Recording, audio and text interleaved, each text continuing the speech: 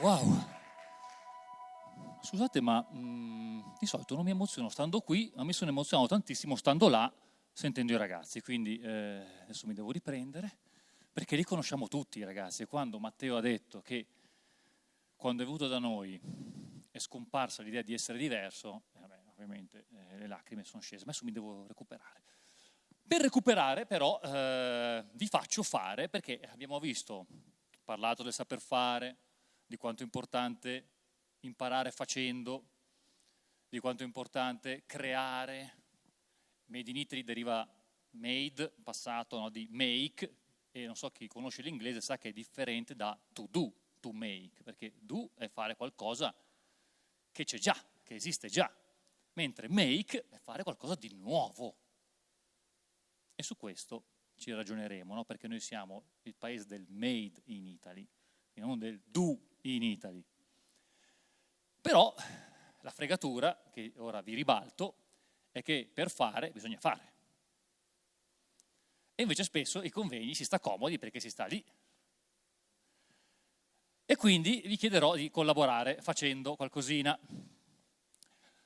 E questo qualcosina riguarda qualcosa che avete appena sentito, cioè il calcolo mentale.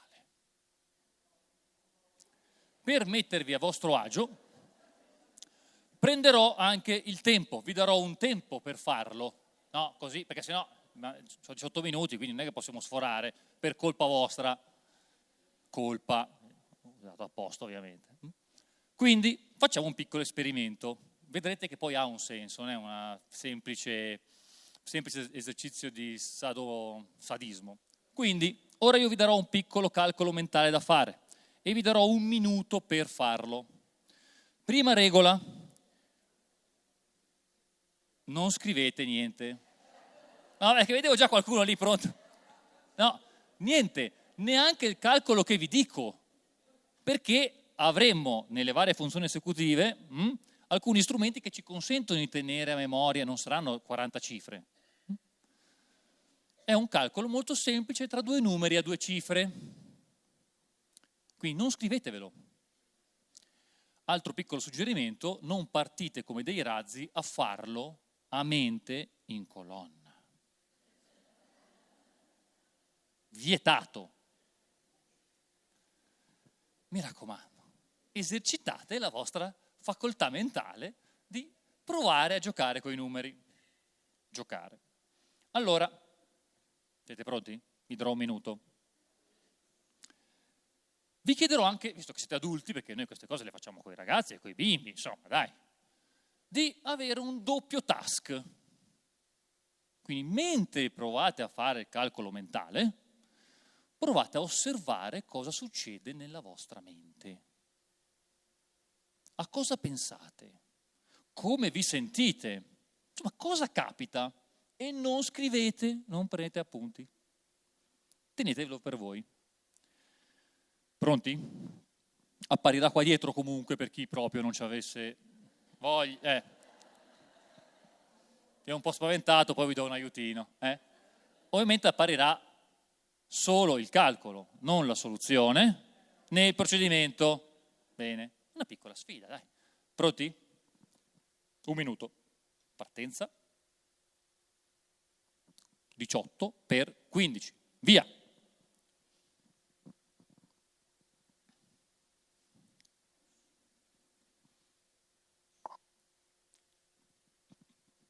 Non vi suggerite? Nella vostra mente.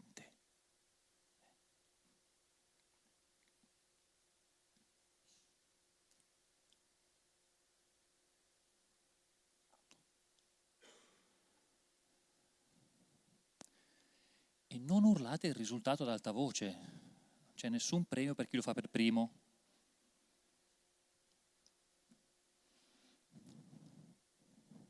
Vi sto mettendo dei distrattori apposta.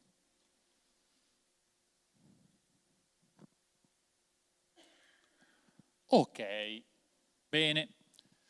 Vi ho messo i distrattori perché questo certe volte accade anche in classe, no? Quando qualcuno ha finito comincia a rumoreggiare, insomma, quando i bimbi fanno calcolo a mente in classe non è che c'è tutta quanta la concentrazione di una classe silenziosa.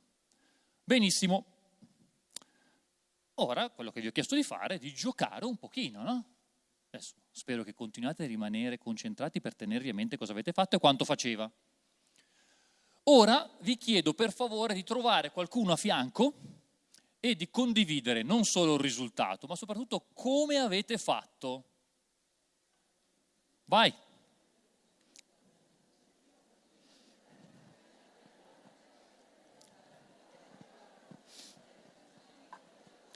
Raccontate al vicino come avete fatto.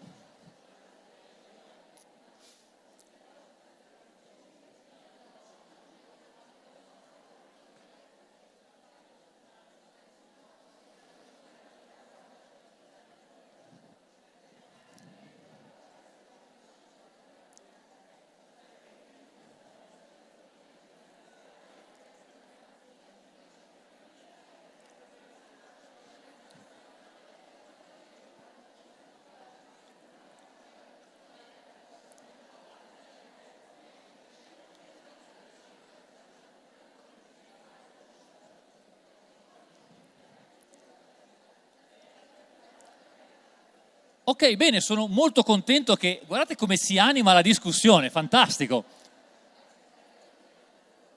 Ecco, c'è chi si alza e vuole raccontarlo anche in fondo alla fila. Solo al vicino, non a tutti. È incredibile, eh? Ok, proviamo a tornare, grazie. Sì, è molto troppo divertente. Non tornate più? Vabbè, allora. Molti di voi avranno fatto così. Ma, oh, basta? Basta? Anche là in fondo. Boh, fine. Benissimo, grazie. Ricordatevi anche questo momento in cui, porca miseria, ci avete dato dentro nel condividere. Non è un caso condividere. A molti sarà... Dove è finito? Eccolo qua. A molti sarà venuta così. Ok? Anzi, no, torniamo indietro, scusatemi. Era prima, forse c'era un motivo. Vi ricordate come avete fatto a scegliere la strategia giusta? Ci avete pensato?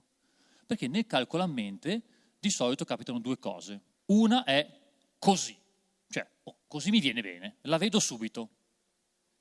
Oppure può essere, però allora è meglio cos'ha.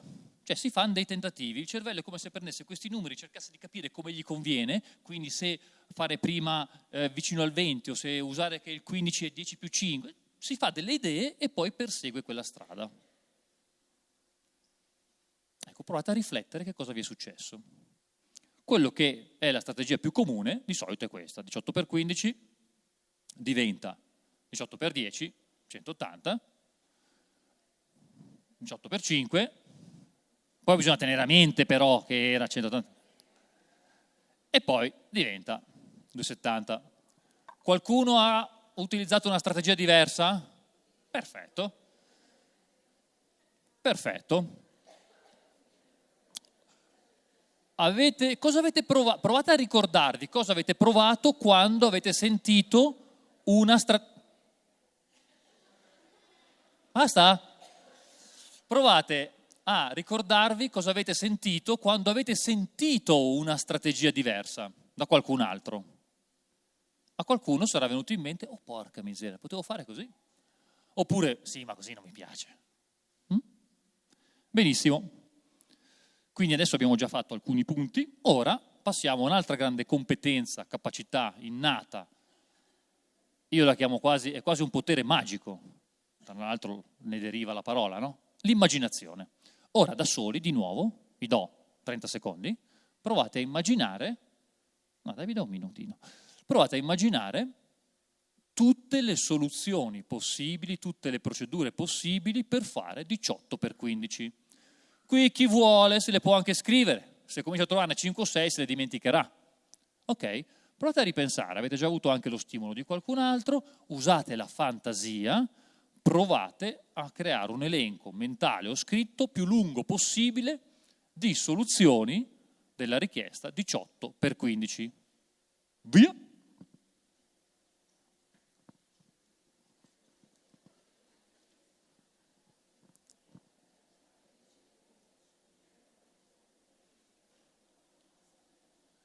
Per chi non si ricordasse, è 18x15, vi ho messo la slide così.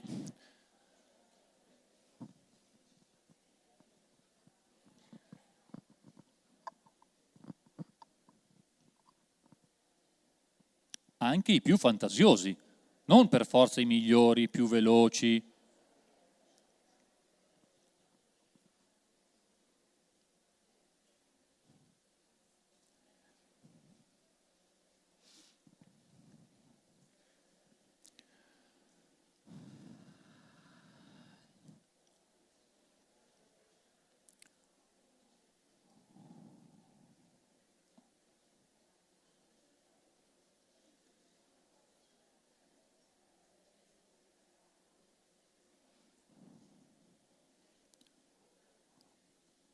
Ok, benissimo. Visto come è nata prima, non vi chiedo di condividere, altrimenti finisco il tempo a disposizione e non andiamo più a mangiare. Ok, allora quello che vi ho chiesto di fare è, secondo me, una sintesi al limite della genialità che ha creato Mitchell Resnick, che è un professore di educazione, di come si insegna, al MIT Media Lab di Boston, una delle università più prestigiose e anche più all'avanguardia del mondo, e si chiama il circolo virtuoso dell'apprendimento creativo.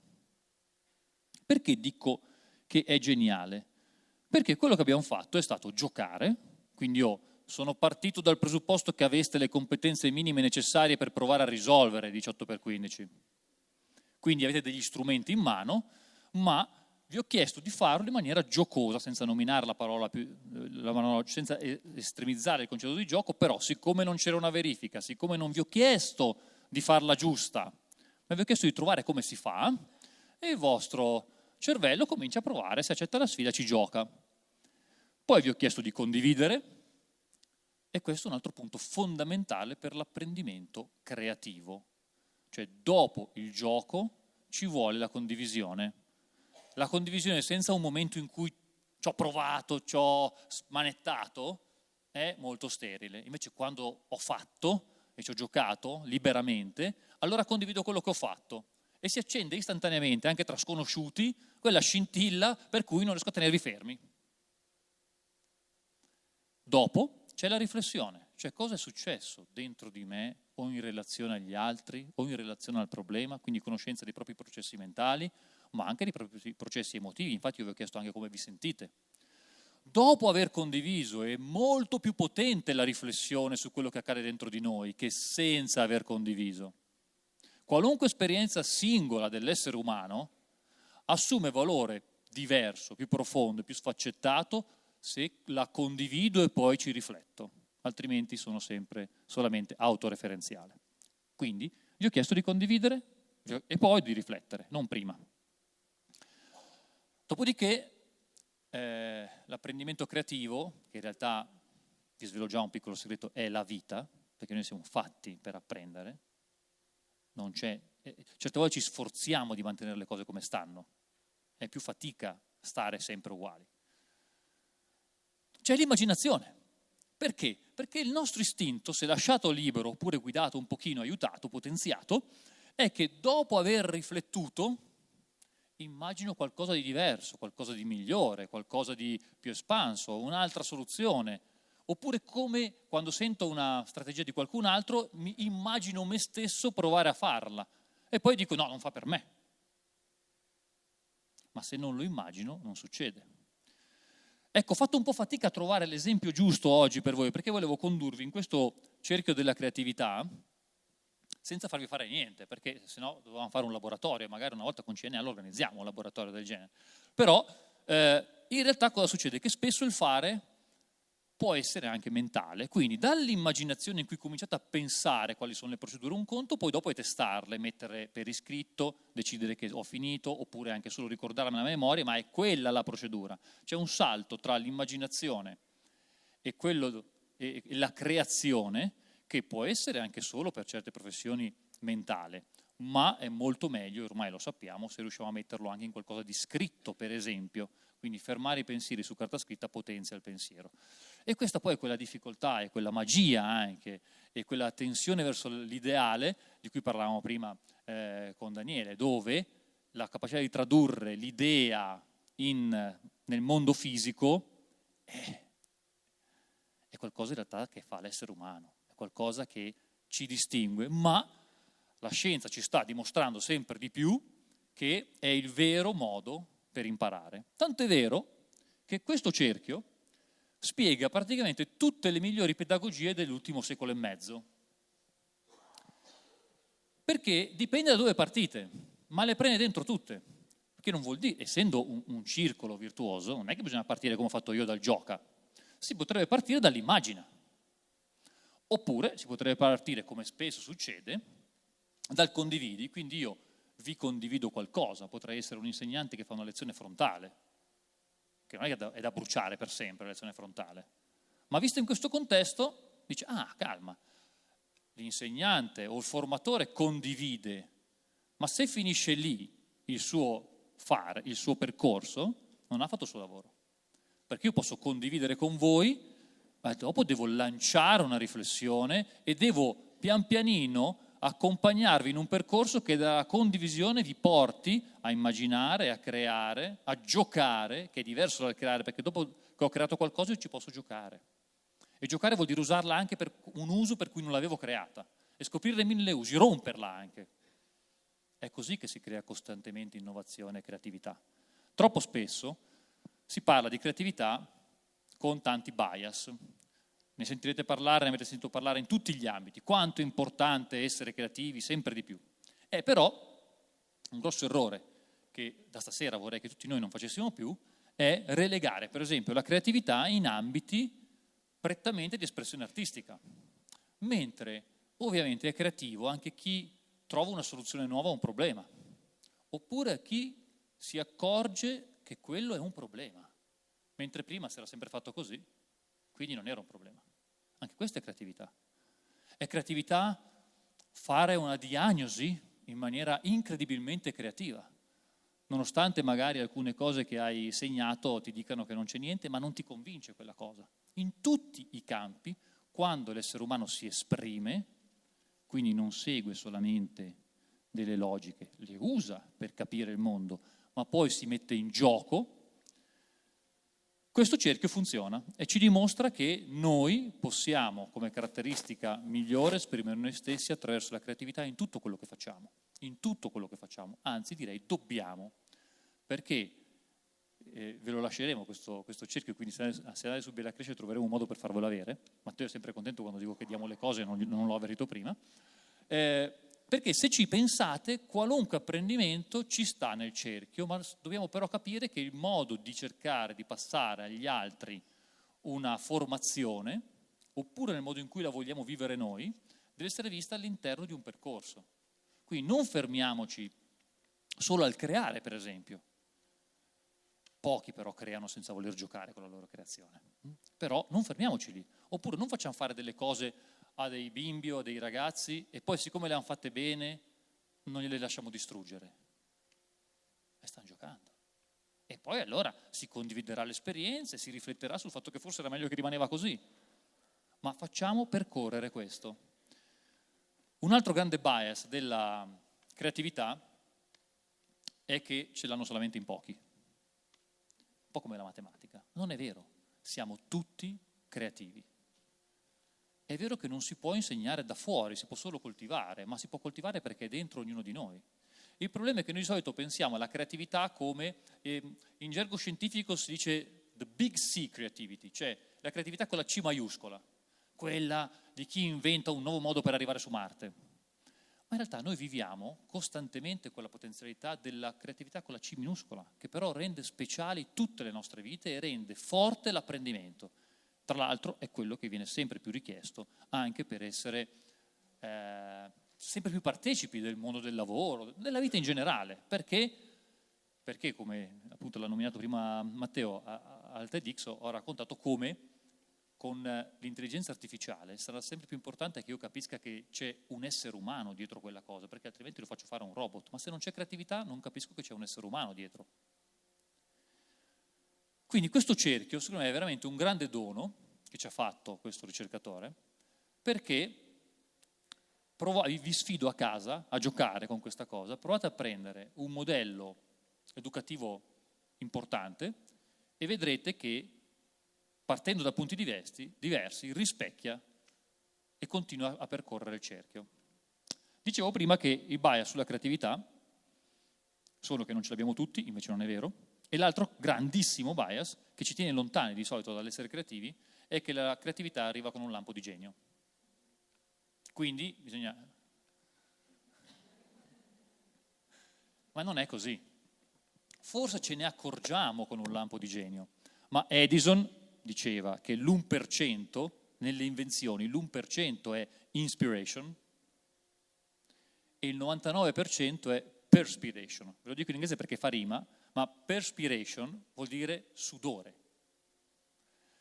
Allora tutta la ricerca di Reshnik e di tanti altri è ok, ma in questo 99% di sudore e applicazione che si fa? E la risposta è questo cerchio. Cioè percorrendo costantemente il cerchio della creatività, a un certo punto arriverete all'invenzione o alla nuova idea per due modi, o per accumulazione progressiva, oppure sì per lampo di genio, perché a furia di starci lì attorno, di condividere, di riprovare, riflettere, immaginare, creare, giocare, a un certo punto, porca miseria, è proprio così! Bene, quello è il lampo di genio.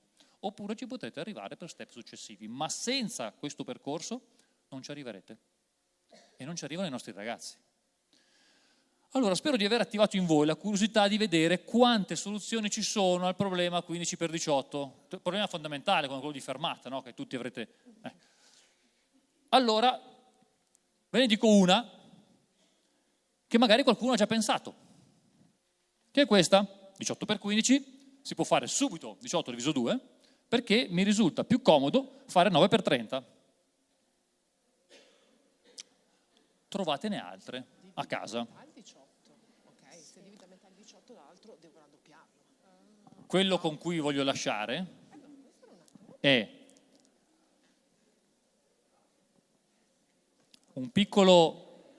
una ragnatela, una serie di puntini che vi portino a considerare tutto quello che abbiamo detto oggi e che hanno detto gli altri all'interno di un cerchio della creatività, perché tutti hanno giocato, hanno scritto per riflettere, insomma tante cose che sono state dette anche oggi sono interpretabili alla luce di un modello semplicissimo, e anche questa è creatività, cioè sintetizzare cose che esistono già in maniera sublime, semplice, ma non essenziale. E vi lascio con questo. Ora che lo conoscete, non accettate più di fare formazione fermandovi su 1 o 2 pezzettini del cerchio. E non accettate... Grazie.